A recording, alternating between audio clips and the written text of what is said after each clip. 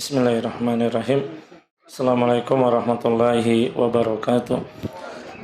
Alhamdulillah wassalatu wassalamu ala nabiyyina Muhammadin wa ala alihi wa sahbihi ajmain. Ya ayyuhalladzina amanu taqullaha haqqa tuqatih wa la tamutunna illa wa antum muslimun. Wa inna asdaqal hadisi kitabullah wa khairul hadi Muhammadin sallallahu alaihi wasallam. Wa syarrul umuri muhdatsatuha wa kullu muhdatsatin bid'ah wa kullu bid'atin dalalah wa kullu dalalatin finnar. Kaum muslimin dan muslimat, para ikhwah dan akhwat azakumullah jami'an, alhamdulillah kita senantiasa bersyukur kepada Allah atas segala nikmat yang diberikan kepada kita semua.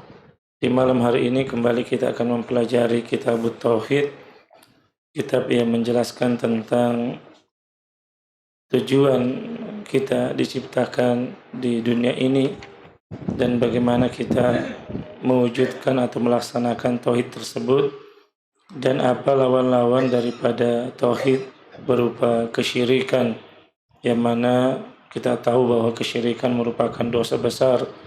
Inna syirka la dzulmun azim. Sesungguhnya kesyirikan merupakan suatu dosa yang sangat besar, yang mana menghapuskan amal seseorang. Seseorang yang meninggal di atas tauhid pasti masuk ke dalam surga Allah Subhanahu wa taala. Tetapi seseorang yang meninggal di atas kesyirikan atau di atas keyakinan-keyakinan yang tidak sesuai dengan agama ini, maka ini berbahaya bagi hamba tersebut. Bahkan boleh jadi dia akan kekal selama-lamanya di dalam neraka. Maka sering disampaikan oleh para ulama, para ustadz, bahwa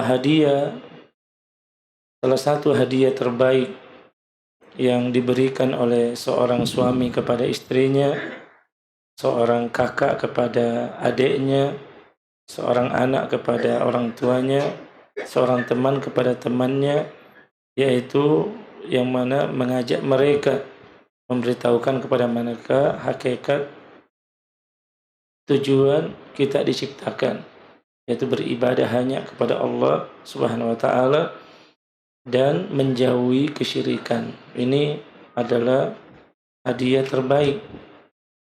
Kemarin saya sampaikan di pengajian ibu-ibu ketika membahas kitab Ushulus Salasah bahwa salah satu hadiah terbaik itulah hadiah terbaik seorang suami kepada istri, hadiah terbaik istri kepada suami. Nah, itu diantaranya mengajak mereka untuk ikut pengajian sunnah, pengajian salaf, yang mana kita tahu bahwa pokok dakwah salaf adalah tauhidullah, mengajak seorang untuk hanya beribadah kepada Allah Subhanahu wa taala. Ini yang membedakan dakwah salaf dengan dakwah-dakwah yang lainnya. Apabila dakwah lainnya membahas tauhid secara umum, syirik secara umum, tapi dakwah salaf membahas tauhid secara terperinci dan membahas syirik secara detail, sehingga manusia, orang-orang yang belajar dengannya bisa membedakan mana tauhid, mana syirik, mana hal-hal yang bisa menyelamatkan bagi agamanya. Maka senang. Hadiah terbesar diantaranya yaitu bagaimana seorang mengajak temannya, mengajak saudaranya, mengajak keluarganya untuk mengenal dakwah tauhid ini. Seorang kakak mungkin dia akan memberikan uang kepada adiknya, dia akan memberikan beras kepada adiknya, bahkan memberikan pekerjaan. Tapi tahukah kita, itu hanya masalah dunia. Tapi yang terbesar diantaranya adalah memberikan bagaimana keluarga, bagaimana tetangga, bagaimana masyarakat mengenal tauhid ini dengan sebenar-benarnya, menjauhi syirik dengan sejauh-jauhnya. sebagaimana doa Nabi Adam, wajanubni wa baniya an na'budal asnam. Karena betapa banyak juga, masih banyak kaum muslimin yang belum paham atau belum tahu, mudahan mereka tidak tahu saja, masih sorong, masih menyembeli, melarung kepala kerbau, masih tabarruk, mencari berkah dengan hal-hal yang tidak ada disyariatkan, masih memakai jimat pelaris dan lain sebagainya, masih meminta kepada penghuni kubur. Dan ini perkara-perkara yang sangat membahayakan bagi kehidupan mereka.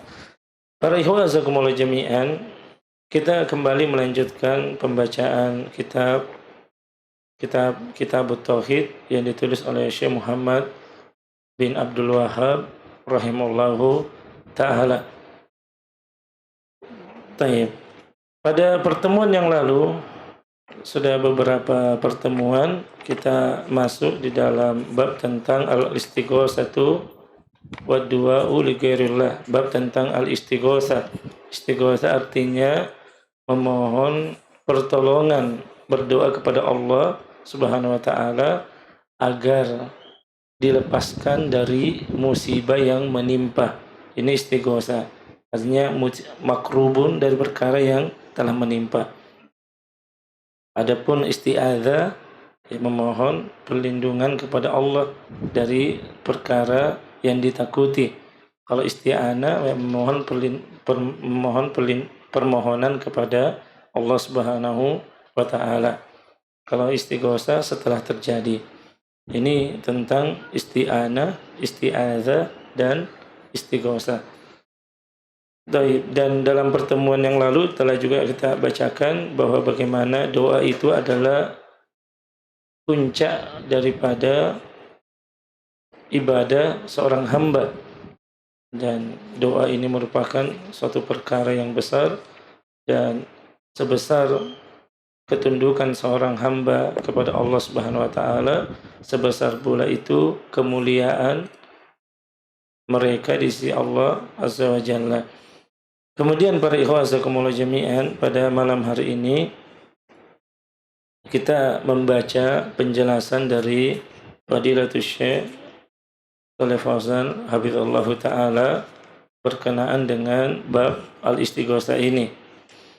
Tapi mungkin pada pertemuan berikutnya akan kita bacakan bagaimana 9 syubhat dari orang-orang yang kadang meminta kepada kuburan, penghuni kubur, atau meminta kepada baginda Rasul Sallallahu Alaihi Wasallam.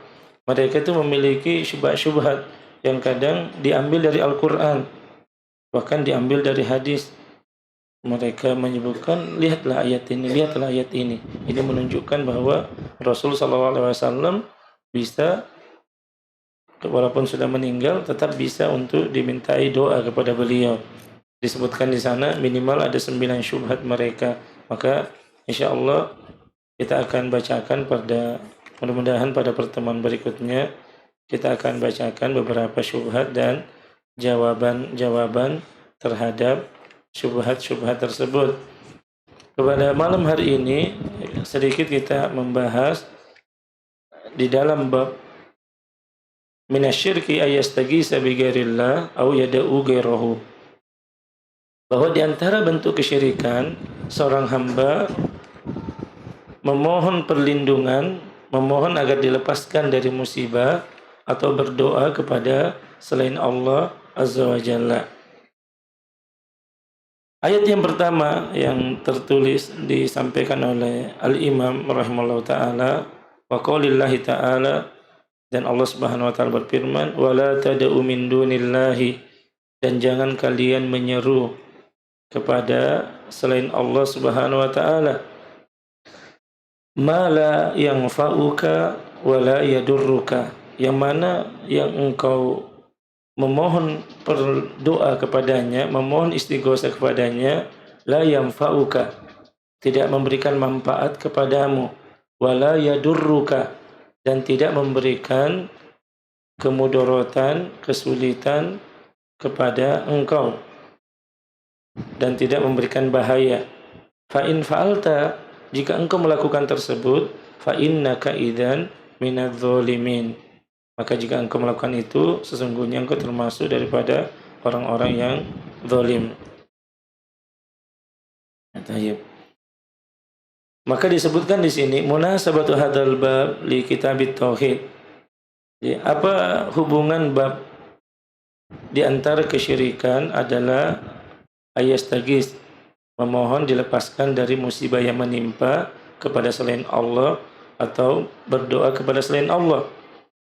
Bahwasanya annahu dzakara fihi naw'an min anwa'i syirki al-munafi lit-tauhidi. Di sini disebutkan tentang jenis-jenis kesyirikan yang menghilangkan tauhid, yaitu memohon perlindungan kepada selain Allah yang mana mereka tidak mampu untuk mengabulkan daripada permintaan tersebut.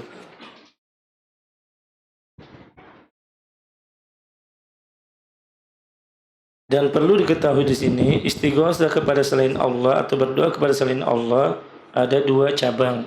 Kalau misalnya ikhwah azakumullah jami'an, ini memang kita tidak bisa pungkiri bahwa untuk bab ini memang beliau lebih rinci karena beliau mengambil dari penjelasan para ulama ya, dan enak dipelajari.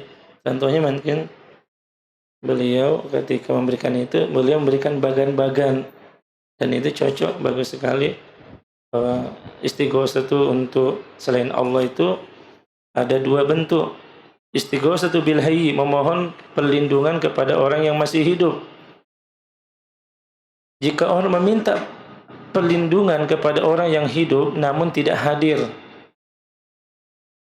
ya, orangnya ada, dia mampu namun tidak hadir.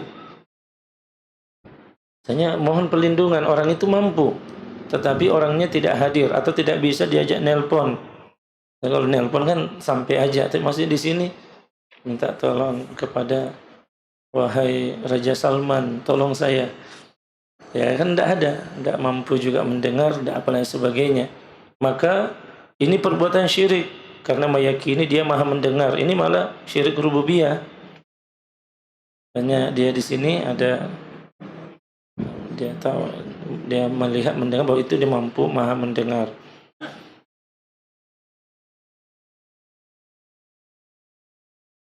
Meminta kepada yang hidup namun tidak hadir, dia tidak mampu melakukannya jika dia hadir. Bahkan kalau dia hadir pun tidak mampu melakukan, ini perbuatan syirik yang lebih parah lagi. Kemudian istighosah kepada yang hidup disebutkan di sini, meminta kepada yang hidup dan hadir, orang yang hidup dan dia hadir, perkara yang tidak dimampui. Ini orang yang tidak mampu, maka kita tahu ini bentuk kesyirikan. Pada perkara yang dia mampuinya ini diperbolehkan. Misalnya ada orang terjatuh, ada orang lewat, tolong aku. Atau ada orang hampir tenggelam, di sebelahnya banyak orang, tolong. Ini orangnya ada di depan kita, maka itu perkara yang diperbolehkan. Kemudian bagaimana apabila yang dimintai pertolongan kepada yang mayat?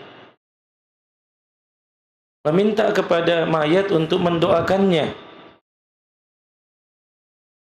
Dekat dengan kuburan sang mayat, ini adalah ada dua pendapat. Ada mengatakan ini syirik, ada bid'ah. Kemudian jauh dari kuburan mayat, meyakini mayat maha mendengar. Ini merupakan syirik rububiyah. Meminta kepada mayat, hajat kepada mayat, ini juga meminta hajat kepada mayat dekat dengan kuburan sang mayat, terkumpul dua kesyirikan. Orang terkumpul padanya dua kesyirikan, syirik rububiyahnya dan syirik dalam doa. Kalau meminta kepada mayat jauh dari kuburan mayat, terkumpul tiga perbuatan syirik.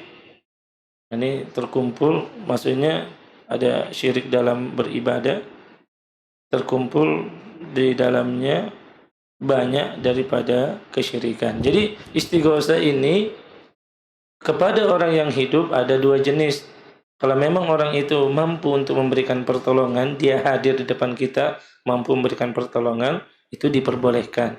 Harus dibedakan pembagian ini. Jadi tidak semuanya istighosa itu kepada selain Allah syirik. Tapi antum harus pintar. Kalau orang itu ada hadir di depan kita atau di sekeliling kita, contohnya ada orang yang mau tenggelam misalnya, kemudian dia minta tolong. Nah, itu perkara yang memang dibolehkan. Ini perkara yang dibolehkan. Sama meminta tolong. Isti'anah boleh kalau orangnya mampu. Minta tolong, angkatkan itu, orangnya mampu, maka itu perkara yang dibolehkan. Yang tidak boleh tadi ini, meminta kepada orang yang tidak mampu, tolong bagaimana lancarkan rezekiku, tolong berikan saya anak, dan lain sebagainya. Nah, ini perkara yang tidak boleh diminta kecuali hanya kepada Allah Subhanahu wa taala. Taib. Ini istighosatu bi ghairillah yang perlu kita pahami. Maksudnya daripada hal ini yang dimaksud syirik adalah meminta kepada yang hidup namun tidak hadir, atau meminta kepada mayat. Jelas ini perkara kesyirikan. Tapi ketika meminta kepada orang yang hadir di depan kita dan dia mampu, maka itu perkara yang dibolehkan. Tayyib.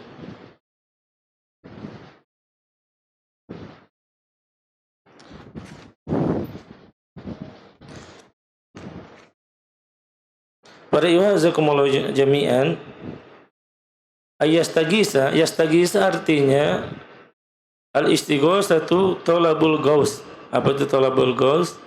Izalatu syiddah. Kalau kita istighosa artinya memohon kepada Allah Subhanahu wa taala agar menghilangkan kesulitan atau musibah yang menimpa. Makanya sering kita ada istighosa sugro, istighosa kubro yang kadang dilakukan oleh beberapa orang dengan amalan-amalan tertentu yang kita tahu bahwa itu adalah perlu ditinjau dari segi syariat.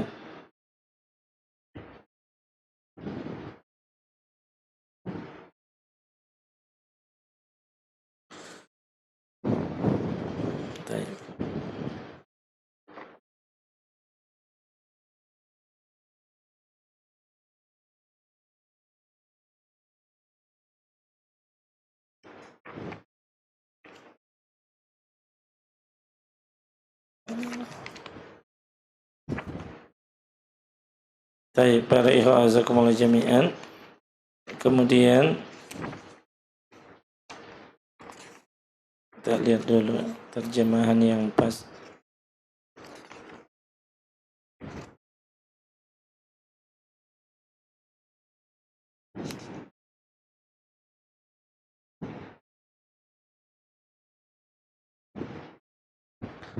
Tayyib. Ini terjemahan yang pas dari hal ini. Disebutkan au yad'uwa al-farqu bainal al-istighosa wa doa. Apa sih perbedaan antara istighosa dan doa? Ini perlu dipahami. Kan sama-sama doa. Apa sih perbedaannya istighosa dengan doa? Tayyib.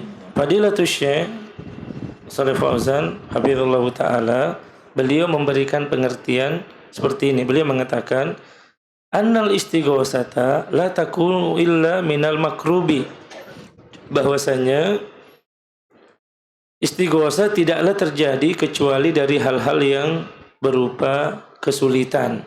Itu baru dikatakan istighosa. Wa amma du'a'u, adapun doa, fayakunu minal makrubi wa ghairihi, boleh jadi terjadi karena adanya kesulitan atau selainnya.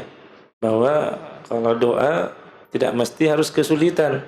Kadang kita seperti ini biasa saja, tapi kita berdoa kepada Allah. Kita mengangkat tangan, dan yang lebih baik, tata cara doa yang bagus adalah dengan diantaranya kata para ulama, itu adalah mengumpulkan tangan seperti ini. Ini bentuk yang sangat ini, tangan menunjukkan kebutuhan.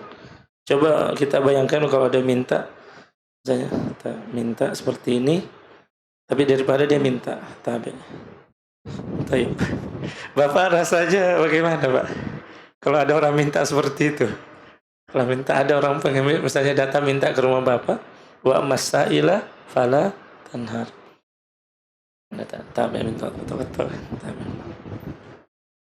Saya butuh beras, Pak, mau makan. Tapi kalau dia cuma begini kan, kalau dia begini, Pak, saya butuh beras.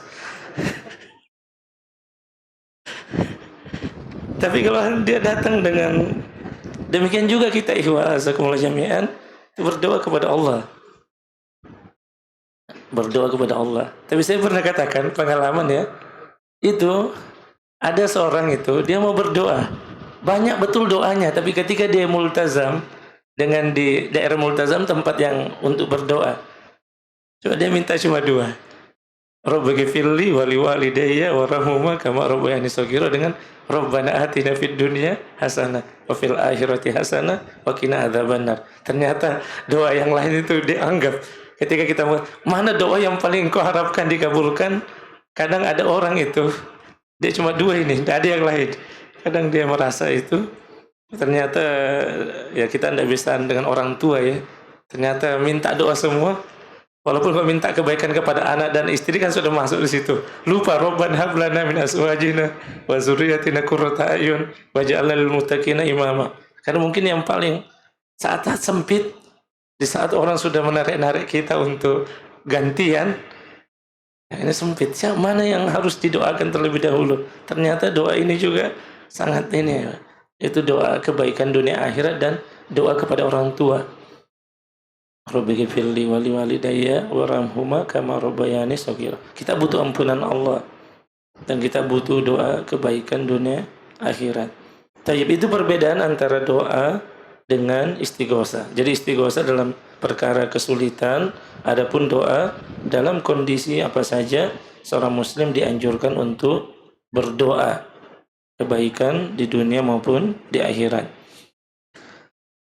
Mala yanfa'uka in abadtahu, itu jika engkau beribadah kepadanya tidak juga memberikan manfaat kepadamu. Wala yadurruka illam ta'budhu, jika pun engkau tidak beribadah kepadanya tidak memberikan bahaya kepadamu. Fa in fa'alta da'uta min dunillah ma la yanfa'uka wa la yadurruka, yaitu engkau beribadah kepada selain Allah yang tidak memberikan manfaat kepadamu dan tidak memberikan bahaya, maka fa in fa'alta fa innaka minadz zalimin ay minal musyrikin fa inna syirka a'zamudz zulmi, karena kesyirikan adalah kezaliman yang paling besar. Jika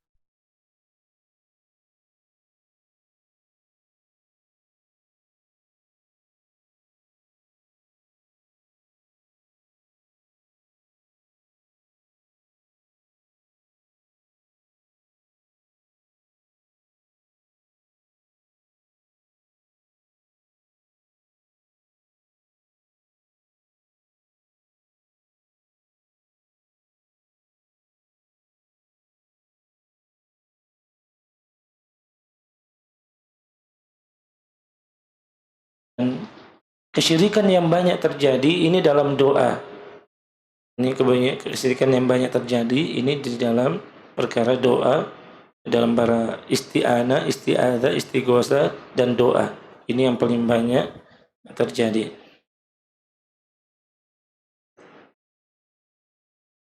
Baik, para ikhwazakumullah jami'an, ma yustafadu minal ayat, apa yang kita bisa ambil faedah dari ayat? Al-awwal, anna du'a ghairillah syirkun akbar. Berdoa kepada selain Allah dalam perkara orang manusia itu tidak mampu untuk tidak mampu untuk menunaikannya, maka ini adalah merupakan syirik besar. Asani, anna aslahan nasi law da'a ghairullah sara minadz zalimin ayil musyrikin fa kaifa bi ghairihi. Bahwasanya manusia yang paling soleh, siapa lagi yang paling benar, paling baik selain baginda Rasul Sallallahu Alaihi Wasallam, karena disebutkan dalam syarah lain ini hitopnya kepada Nabi kita Muhammad Sallallahu Alaihi Wasallam. Jangan kamu, pertama bahwa jangan engkau Muhammad Sallallahu Alaihi Wasallam menyeru kepada selain Allah. Manusia yang paling soleh saja jika disampaikan dia berdoa kepada selain Allah dalam perkara yang tidak dimampui, seorang minadz zalimin, maka akan menjadi orang-orang yang zalim. Ail musyrikin fa kaifa bighairi, maka bagaimana juga dibawanya orang soleh tersebut. Kemudian as-salis bayanu ajzil alihatil musyrikin, penjelasan lemahnya sembahan-sembahan kaum musyrikin, wa butlanu ibadatiha, dan batalnya peribadatan kepada sembahan tersebut. Alhamdulillah. Para ikhwah azakumullah jami'an, ini yang kita bacakan pada malam hari ini. Semoga Allah memberikan kebaikan kepada kita semua. Alhamdulillah. Dan ini satu kesyukuran ya, bahwa ternyata pondok pesantren di bawah naungan Imam Asy-Syafi'i untuk saat ini itu mendapatkan banyak kepercayaan di masyarakat ini. Ini alhamdulillah, yang putri itu yang kembalikan berkas, artinya otomatis kembalikan berkas itu sudah ada 40, belum yang kembalikan. Alhamdulillah, kita bersyukur kepada Allah. Kalau putra saya sudah hampir 20 yang saya ini yang sudah mendaftar. Semoga secepatnya bisa ini, dan ayo kita mendukung dakwah ini insyaallah. Mudahan salah satunya di Kaltara ya, sebelum menunukan, dan kita berdoa juga nanti nunukan ya. Tapi maksudnya sebelum ini bagaimana Kaltara ditarakan, kita bisa menyediakan fasilitas pendidikan insyaallah, terutama untuk ikhwah. Jadi saya katakan jangan sampai anak ikhwah tidak ada yang sekolah, apalagi kalau alasan biaya. Jangan sampai seperti itu. Kalau masalah makan saja tidak usah terlalu khawatir. Kalau memang tidak ada, kita bisa banyaklah. Saya tahu banyak ikhwah-ikhwah di sini, kalau kita pasang status saja minta beras, pasti mereka sudah kirim beras. Tapi kita tidak usah sebut namanya, tapi Allah yang tahu apa yang mereka lakukan insyaallah. Semoga menjadi kebaikan di dunia dan di akhirat. Tayyib, wa sallallahu ala nabiyyina Muhammadin wa ala alihi washabihi ajmain. Subhanakallahumma wa bihamdik, asyhadu an la ilaha illa anta, astaghfiruka wa atubu ilaik. Assalamualaikum warahmatullahi wabarakatuh.